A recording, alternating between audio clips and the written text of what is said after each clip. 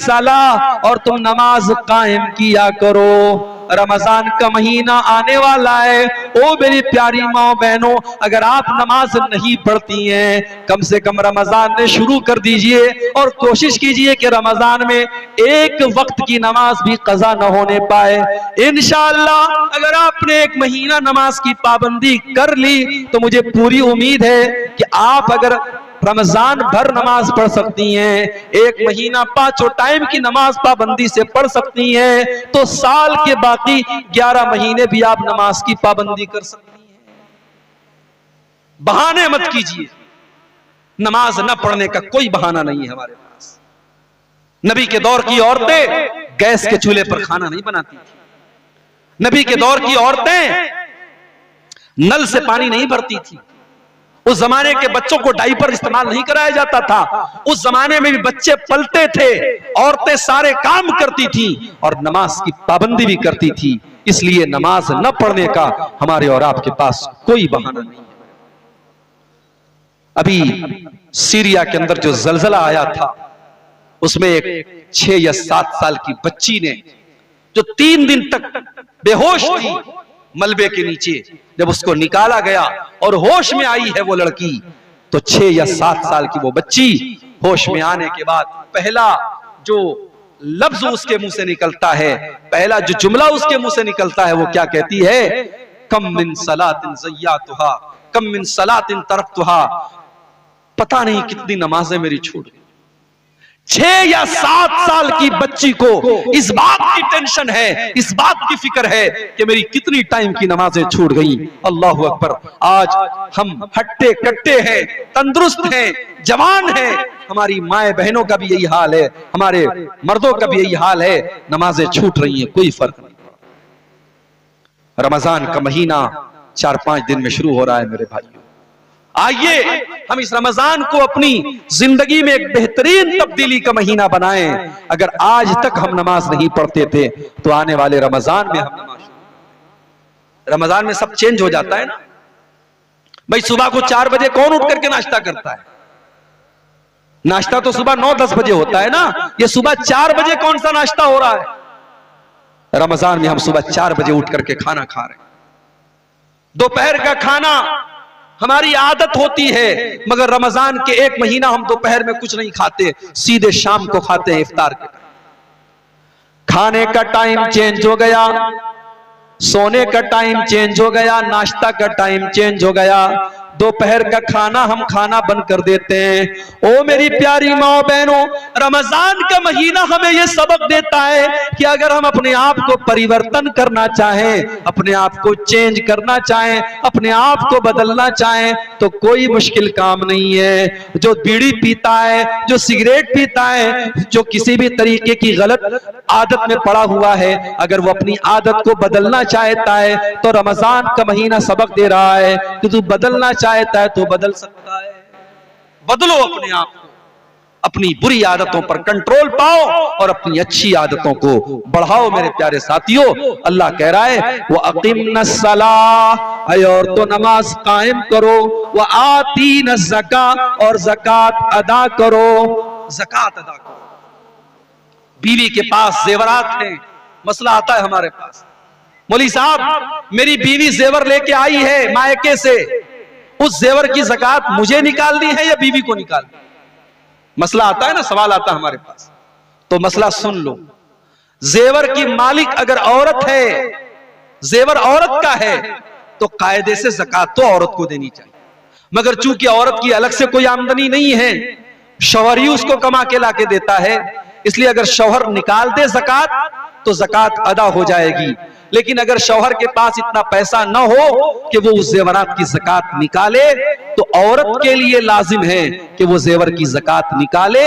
और अगर उसके पास कैश रकम नहीं है तो उसी जेवर में से कुछ जेवर बेच करके निकाले। लेकिन अगर 7.5 तोला सोना या 52.5 तोला चांदी या उससे ज्यादा की अगर उसके पास जेवरात हैं, सोना चांदी है, तो उसको ज़कात देनी पड़ेगी। अल्लाह ने औरतों का नाम लेकर के कहा वह आतीन ज़का, तुम्हें ज़कात अदा करना है। वह अतीन अल्लाह व रसूलहू, और ऐ मुसलमान औरतों तुम अल्लाह की इताअत करती रहो, रसूल की इताअत करती रहो। इन्नमा युरीदुल्लाहु लियुज़िबा अन्कुमुर रिज्सा अहलल बैति व युतहिरकुम तत्हीरा। ऐ नबी के घर वालों, ऐ नबी के अहले बैत, अल्लाह ताला ये हुक्म इसलिए दे रहा है, इसलिए कि अल्लाह ताला हर तरीके की गंदगी से तुमको पाक और साफ करना चाहता है। हर तरीके की गंदगी से अल्लाह अपने नबी के घर को दूर करना चाहता है। आज हमारे और आपके घरों में बहुत गंदगी है मेरे भाई, बहुत गंदगी है। हालात कंट्रोल के बाहर है। आज किसकी लड़की रात में किससे बात कर रही है कोई गारंटी नहीं दे सकता। कौन सा ऐसा गांव है जहां ज़नाकारी के वाकयात न हो रहे।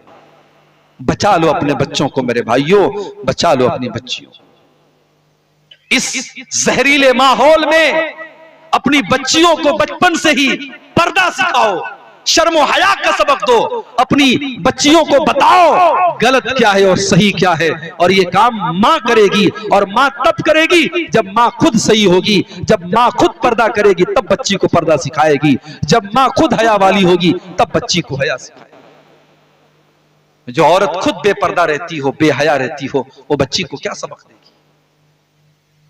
आज पूरे हिंदुस्तान में खबरें आ रही हमारे पास, मुसलमान लड़कियां मुर्तद हो रही हैं, इस्लाम को छोड़ करके गैर मजहब में दाखिल हो रही हैं, गैर मुस्लिमों के चंगुल में फंस रही हैं, अपनी इज्जत का सौदा कर रही हैं, इस्लाम का सौदा कर रही हैं। और कौम बेचारी सोई पड़ी है, कौम सोई पड़ी है। हमें तो बिरयानी खाने से फुर्सत नहीं है, हमें तो शादियों में बेहतरीन खाना खाने से फुर्सत नहीं है। मेरे प्यारे साथियों, कभी फुर्सत मिले तो इन मुद्दों पर भी गौर करने की जरूरत है। मैं अक्सर अपनी हर तकरीर में कहता हूं कि आज हमारी औरतों को दीन की बातें जितनी पहुंचनी चाहिए नहीं पहुंच पा रही, औरतों को जितनी दीन की बातें मिलनी चाहिए नहीं मिल पा रही है। आज आप देखिए, जुमा की नमाज आपके गांव में होती है, आज कितनी मस्जिदें हैं जहां औरतों का इंतजाम नहीं है। जुमा आपके गांव में है? नहीं है। क्यों नहीं है भाई? क्या औरतों को दीन सीखने का हक नहीं है? क्या साल का एक जलसा काफी है उनको दीन की बात बताने के लिए? मर्द हजरात तो फिर भी जलसे जुलूस में चले जाते हैं, औरतें दीन की बातें बहुत कम सुनती हैं। और आज कितनी औरतें हैं जिनको पता ही नहीं कि ईमान क्या है, तौहीद क्या है, शिर्क क्या है, इस्लाम को कौन कौन सी चीजें बर्बाद कर देती हैं। आज औरतों के अंदर इतनी जिहालत है, अल्लाह माफ करे। आज शिर्क हो रहा है। आपकी शेरशाबादी बिरादरी के अंदर मैंने देखा औरतें शिर्क कर रही, तावीज पहना जा रहा है, कब्रों पे जाके सजदा किया जा रहा है, गले में तावीज पहना जा रहा है। आज ये तमाम काम हमारे घर की औरतें कर रही हैं और हम और आप सोए पड़े हैं। मेरे प्यारे साथियों, अपने घर की औरतों को भी दीन की तालीम सिखाओ। इसीलिए अल्लाह के नबी ईदैन की नमाज में, ईद और बकरीद की नमाज में खास तौर से हुक्म देते थे औरतों को ईदगाह जाने का।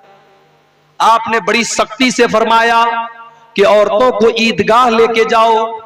यहां तक कि अगर ये औरतें हैज की हालत में हो, नापाकी की हालत में हो, तब भी उनको ईदगाह लेके जाओ। वो मुसल्ले से दूर रहेंगी, किनारे बैठी रहेंगी, मगर इमाम की दुआ में शामिल रहेंगी। यहां तक आपने फरमाया अगर किसी औरत के पास चादर नहीं है, दुपट्टा नहीं है, अपनी पड़ोसन से, अपनी बहन से उधार ले ले, मगर वो ईदगाह में जरूर जाए, वो ईद और बकरीद की नमाज में शामिल हो। ये ताकीद की है जनाब मोहम्मद रसूलुल्लाह सल्लल्लाहु अलैहि वसल्लम ने। मेरे प्यारे साथियों, आज हमें और आपको अपने बहन बेटियों की इस चीज पर भी तवज्जो देने की जरूरत है। आज अफसोस की बात है, आज का मर्द भी बेगैरत बन गया है। घर में बेहयाई हो रही है, मर्द को कोई फर्क नहीं पड़ रहा है, मर्द की पेशानी पर कोई बल नहीं पड़ रहा है। याद रखो, जिस भाई की बहन बेपर्दा घूम रही है और भाई को कोई फर्क नहीं पड़ता, जिस शौहर की बीवी बेपर्दा घूम रही है और शौहर को मजा आता है, और जिस बाप की बेटी टाइट कपड़े पहन करके घूम रही है और बाप को कोई फर्क नहीं पड़ता, वो भाई, वो बाप, वो शौहर बेगैरत है, वो दयूस है। और अल्लाह के प्यारे नबी ने फरमाया कि 3 लोग ऐसे होंगे कयामत के दिन जिनकी तरफ अल्लाह ताला न तो देखेगा, न बातचीत करेगा, न पाक साफ करेगा। वो कौन से 3 लोग होंगे?